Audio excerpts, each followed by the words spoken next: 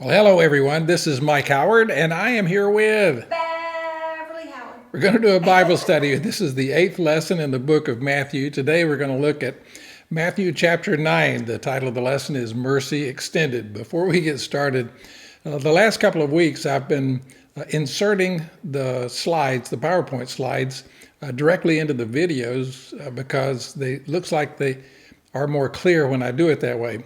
But I'll let you know that it takes somewhere between 1 and 1.5 hours for me to do it.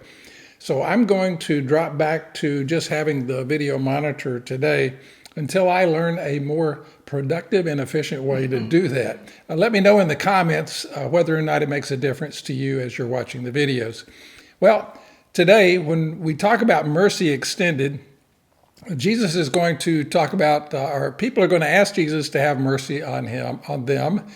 And at the end of chapter 9, Matthew tells us that Jesus had compassion on everyone. Well, compassion is an inward attitude or feeling of the heart. Matter of fact, the Greek word implies that it's kind of a gut feeling or a heart feeling. But when you have compassion, the external result or the action of that compassion we call mercy. So when we say mercy extended, it means it's coming from a heart of compassion. So let's get started. Matthew chapter 9, there's no way I could cover Matthew chapter 9 in fewer than 10 lessons. It's packed with action. As you remember from last week, Jesus actually forgave and healed a paralyzed man. And then at the very end of the lesson, he called a tax collector to be not only a disciple, a follower, but also ultimately an apostle. And of course, we know, even though the other Gospels, Mark and Luke, call Matthew Levi by his Hebrew name, his Greek name is Matthew. And we're thankful that Jesus called him. So we have the Gospel of Matthew. In chapter 9, religious opposition to Jesus is building. Jesus is going to describe his mission very clearly in this chapter. And then a woman with an issue of blood is going to touch his garments as he's walking to another place. And that woman is actually healed. She's been bleeding for 12 years. And so Jesus is then going to raise Jairus' daughter, a religious leader, synagogue leader's daughter, from the dead, and she is 12 years old. I'll tie that together in the lesson.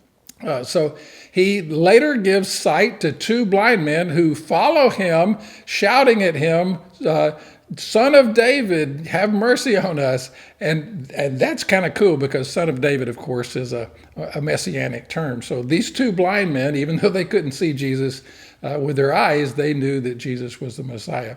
Then he, at the very end, and we're not going to look at that in today's lesson, but at the very end, he casts a demon out of a man who was mute. And that was considered, the Jews believed that in order to cast a demon out, you had to actually know the demon's name. Well, this demon was pretty smart. He made this man mute. So the man couldn't tell Jesus his name.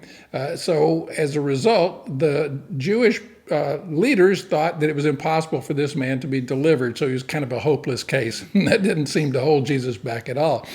And then at the very end of the chapter, as Matthew summarizes, he says that Jesus has compassion/mercy on all of us. And I'm glad that he does. What are the themes that we see in Matthew 9? Well, they're kind of a continuation of the themes that we saw in Matthew 8. The authority of Jesus throughout all these miracles continues to be extended. The new miracle that we see that kind of raises the bar here in chapter 9 is that he does raise a girl from the dead. He also, for the first time in Matthew, restores the sight of a blind, and he heals a demon-possessed man. Neither one of those has happened before. Faith is also a common thread that runs through these miracles. Jesus continues to say, as to your faith, you have been healed, or because of your faith, you've been healed. But one thing that jumps out at me in chapter 9 in these miracles is that the people who are healed are persistent in pursuing Jesus.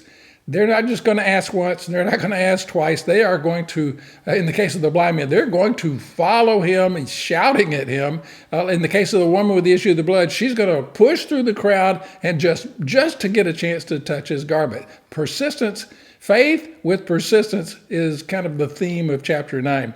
Mercy or compassion, God and Jesus see us as, at the end of the chapter, we're going to see that Jesus sees us as harassed and helpless. That pretty much sums up my life on many days, and that the people were without a shepherd. And I thought that was pretty cool. Let's get started. In last week's lesson, as we ended, Jesus walks by the tax collector's booth, and lo and behold, there is Matthew, and he calls Matthew to be not only a disciple, but an apostle. As Jesus went on from there, he saw a man named Matthew, and we know that his Hebrew name is Levi, sitting at the tax collector's booth. Jesus simply said, "Follow me." And Matthew got up and he followed him. I'd love to know the backstory on this, but we're not told. The important thing is, just like with Peter and James and John, Jesus walks by them and says, "Hey, follow me." And they just dropped their nets and said, "Yeah, okay, fine." So, but we know that they knew who he was, but we just aren't told. Verse 10, Matthew then immediately invites his friends and Jesus to a big dinner at his house to celebrate his new life. So while Jesus was having dinner at Matthew's house, there are many tax collectors and sinners. Now, we all know that we're all sinners, but in this particular verse, Matthew is pointing out that these people are, I would call them notorious sinners. These are folks that are excluded from the fellowship of the Jews. For whatever reason. If they were a tax collector, that's the reason. If they were doing something else with the Romans, that was the reason. But for whatever reason, these people were not allowed into the fellowship of the synagogue or the Jews as a people. So Jesus goes into this dinner, and there are all these people that you would think of as exiles or outcasts. Many tax collectors and sinners came, and they ate with Jesus and his disciples. So question number one comes from the Pharisees who were observing this dinner. And when the Pharisees saw what was going on, they asked Jesus' disciples, "Why does your teacher eat with tax collectors and sinners?" Well, Jesus apparently overhears this, and he gives them an answer, and he also gives them a proof text. On hearing what they had to say, Jesus said, "Look, it's not the healthy people who need a doctor, but sick people." And, that's a pretty clear expression of the reason I'm here with sinners is because they're sick, spiritually sick, and they need a doctor. And guess what? That's why I came. But go on, as Jesus continues, go on and learn what this means. I desire mercy, not sacrifice. For Jesus says this, "For I have not come to call people who are righteous, but those who are sinners." Now, the Pharisees, this went right over their head because they clearly thought of themselves as righteous. But we all know, according to Romans, Paul tells us that none of us are perfect. We're all sinners. And so I thought that was pretty cool. Now, he's quoting here from Isaiah chapter 6, verse 6, where God tells Israel, "I desire mercy, not sacrifice, and I desire acknowledgement of God rather than burnt offerings." And acknowledgement here means faith. So he requires mercy and he requires faith. And that kind of plays into the lesson today. Verse 14, there's a second question. Does it come from the Pharisees? It comes from a different group, and that is apparently for some reason some of John the Baptist's disciples were also at this dinner location. Then John's disciples came and they asked Jesus, "How is it that we and the Pharisees," now John's disciples are lumping themselves with the Pharisees here. "Why is it that we, John's disciples and the Pharisees, we fast often, but your disciples don't fast at all?" Well, back then, the Pharisees would fast 2 days a week. That's pretty often. I don't know how often John's disciples did, but they said they did often. So the law of Moses actually only required 1 day of fasting, and that was on the Day of Atonement. But of course, the Pharisees have kind of changed that so that, and they do it in public as well to make everybody know that how righteous they are. So Jesus has an answer for them as well. He says, how can this verse 15, if there's a verse that could take the whole lesson, it is verse 15. I don't know how long I'll spend on it, but it's worth it. Jesus answered to John's disciples, how can the guests of the bridegroom mourn while he is with them? Well, first of all, we pick up a little information about why people fast. They fast because they're desperate. They're mourning. They've lost something. They need something, and so they cut off food or some other part of their daily lives so that they can focus and help them seek God. So it's a technique used in order to step aside from the world and focus on God and to kind of turn your eyes to Him, to seek Him more. So, but that's the reason mourn is in there. But let's go back to this other part. How can the guests of the bridegroom? So in this case, Jesus is describing himself as the bridegroom. Well, that's an Old Testament image that refers to God.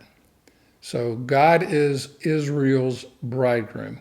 And the bride is the chosen people of God. So the bride, in our case, in the New Testament, the church, of course, is the bride of Christ. In the Old Testament, God's people were Israel, and Israel was the bride of God.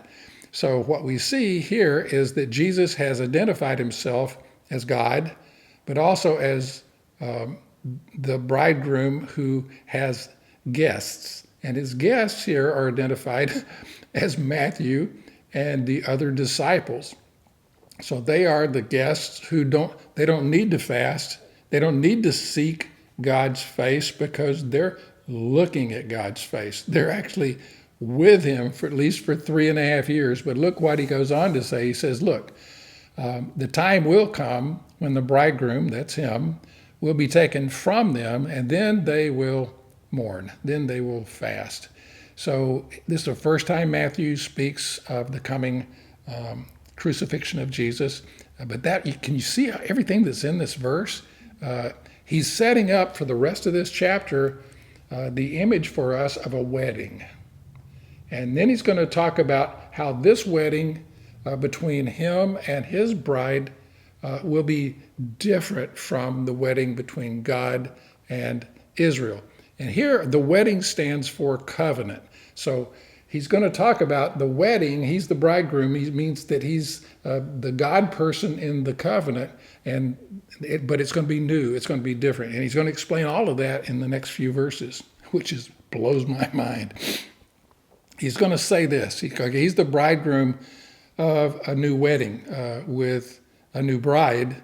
So he says in Jeremiah, and so Jeremiah tells us about this new marriage that's going to happen. He says, the days are coming, declares the Lord, when I will make a new marriage, a new covenant with the people of Israel and with the people of Judah. And this is important to recognize, this new covenant will not be like the old covenant. It's going to be different. And this is a big deal that we focus on this. It isn't the same as the old covenant. He says, because the old marriage between God and Israel, that wife broke the covenant.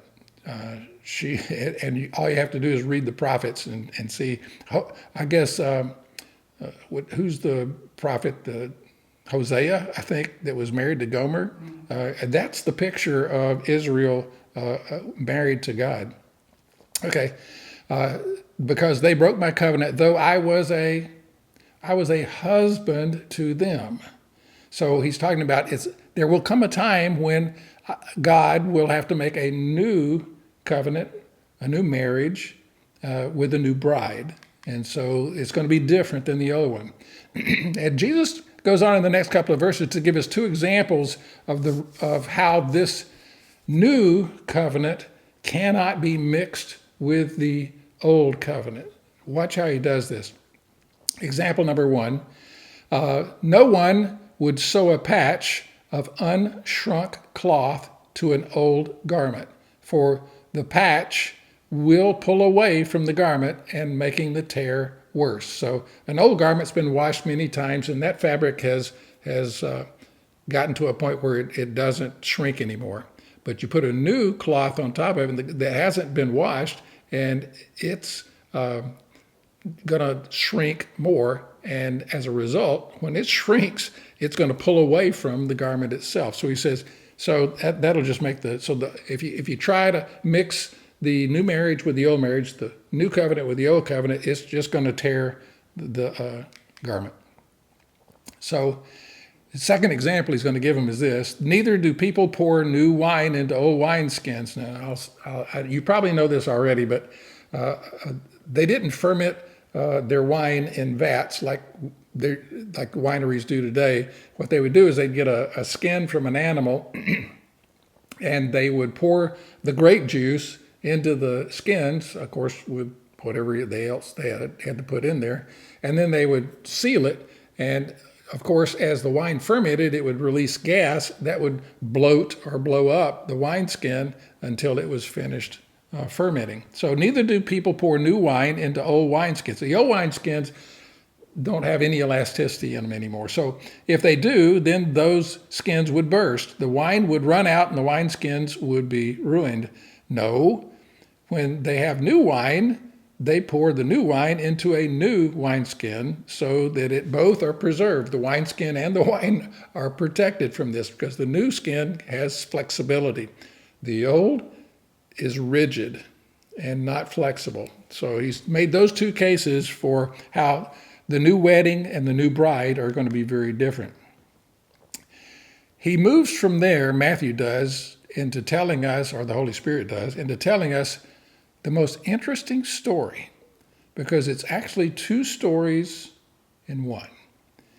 And I will tell you that what I'm about to share with you is my interpretation, so it's Mike's interpretation. I don't think I've found it in a commentary, which worries me a little, but I do believe it's in context with this chapter and what Jesus is communicating. So I call this section the daughter and the bride. So a new covenant, a new wedding requires a new bride. But in the case of us, we need to be the church, to be the bride of Christ. There are two things that are going to have to happen before we're worthy of being wed. Number one, we have to be purified. We have to be cleansed of all of our unrighteousness. And in this particular miracle, we're going to see that means a no issue of blood. The second thing that has to be done for this new bride is that she has to reach the age of puberty and be alive. Well, that would be nice, wouldn't it? To marry someone who was alive. So those are the two requirements for the new bride, for the new marriage to this bridegroom. And we're going to see that the number 12 is representing God's people. In the old wedding, it represented Israel. In the new wedding, it's going to represent the church. So, but the bride was Israel in the old, the bride will be the church in the new. So follow me through this. I know, don't let me lose you. So we're going to find out that the leader of the synagogue's daughter is dead. And he wants Jesus to come and bring her back to life. While he was saying this, all the stuff that he'd been saying about the new wineskin, the new wedding, the new bride, while he was saying all of this, a synagogue leader came and he knelt before him and said, "My daughter has just died, but listen, come and put your hand on her and she will live." That's faith, and that's pretty cool. But the story gets interrupted. Why would it get interrupted? Why would it get interrupted? So Jesus got up from Matthew's table and went with the synagogue leader, who probably was a little hesitant to go in there at all, and so did his disciples. But on the way to bring, and we know this man's name is Jairus because of Mark and Luke, before he could get to the, by the way, when he was, according to Luke, I think, when he was on his way, the daughter was only about to die. But because of this delay, she actually went ahead and died. So, but follow me through this, because Matthew makes it point a little differently. On the way, there's a giant crowd that's following. A woman who has had an issue of blood, and this is a polite way of saying that she's been bleeding as a menstrual bleeding for 12 years. And she's desperate. She's broke. She's spent all of her money with the doctors. She's been to the synagogue to be healed. Nothing has worked for her. But she believes with all her heart that if she simply is able to touch Jesus, that she will be healed. So she runs through the crowd, moves through, gets behind Jesus, and touches his garment. And guess what? She's healed. And Jesus responds, we find out he has to say, okay, somebody touched me. Well, in Matthew, he simply responds to her by saying this. Take heart, daughter, your faith has healed you. Why is the word daughter important here? Well, this is the only woman in the Bible, in the New Testament, that Jesus calls daughter. It's also an image word from the Old Testament of the women of Jerusalem or Israel. So he's going to say to her, daughter. This is a daughter. Remember, there are two daughters. There's a daughter that is married to God in the Old Testament, and there's a daughter that will be married to God in the New Testament, the bride. Okay, so we're talking daughters here that are brides. A woman with issue of blood for 12 years touches his garment and she's healed. And Jesus is going to respond to her, take heart, daughter, your faith has healed you. Now, I'm building a point here, so stay with me. So he's on his way to raise a daughter from the dead, and on his way, he heals a daughter from an issue of blood. There are two things that would keep. First of all, the daughter with the issue of blood probably was younger than Jesus, but if she's had it for 12 years, then, and you don't have a period until you're maybe 12, that means she was in her 20s, maybe a little older, but probably younger than Jesus, calls her daughter. She was never able to get married. She was not allowed to get married because she was unclean. Her menstrual period had never stopped. If you go to Leviticus chapter 15, verse 25, you're unclean and can't be married or have relations. Daughter Zion is a metaphor for people of Israel, specifically for Jerusalem, representing their collective identity and their relationship with Jesus, with God. But it says here that until the 8th day after the bleeding stops, she can't have relations or be married. So if she is married, she can't have children because she can't have relations as a Jewish woman. So that's the first daughter. Now let's talk about the second daughter. When Jesus enters the synagogue leader's house and he sees a noisy crowd and people playing pipes, these are professional mourners they're already on their job. They're already mourning the death of Jairus' 12-year-old daughter. When he gets there, Jesus says, go away. The girl is not dead. She's only asleep. But they laughed at him. Now, sleep is a metaphor for death here.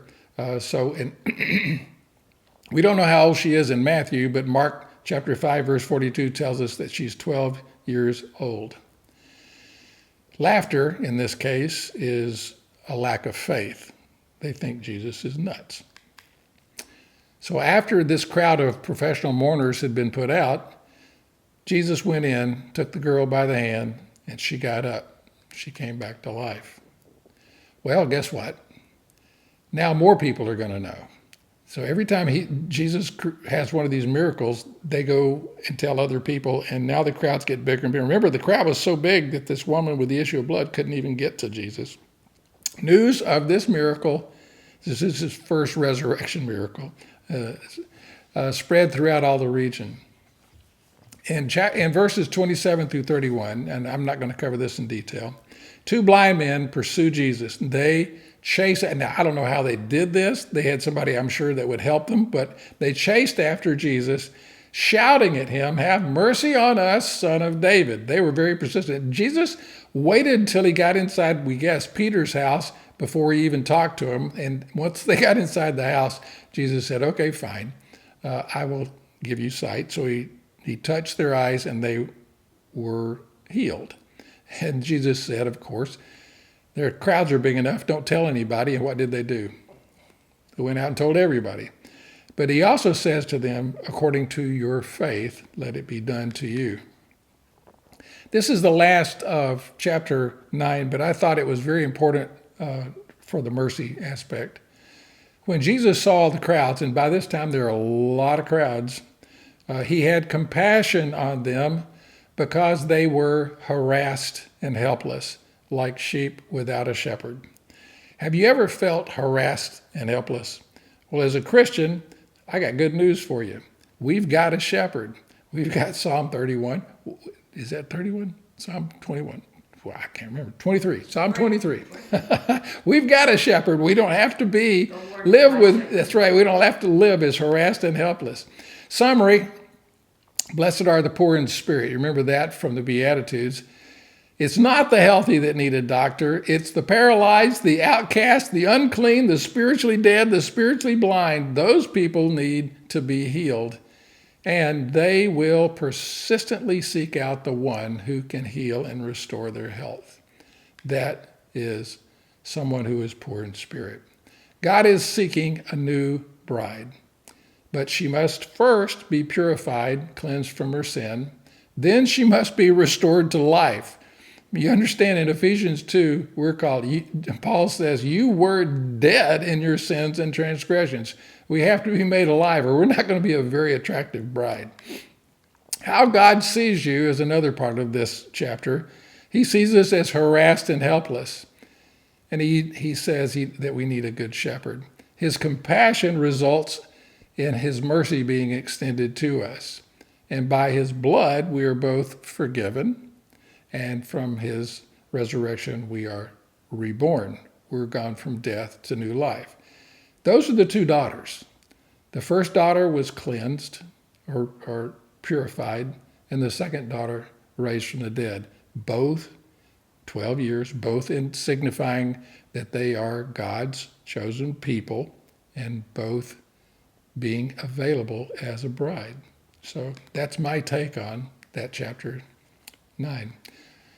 Two applications, a couple of specific applications that I thought of, and a general application. The first specific one is the tax collector is chosen. Who would have thought? Well, you can take a look at some other examples of this. The woman at the well, Samaritan woman, married, I think, 5 husbands she's had. Who would have ever thought that Jesus would have chosen her as a bride?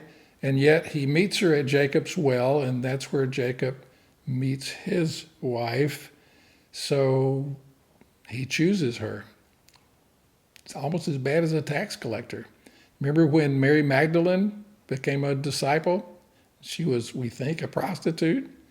Peter's denial, you remember when he denied Christ? Paul actually killed Christians. He persecuted the church. He said he was the worst sinner of all. Good news, Paul.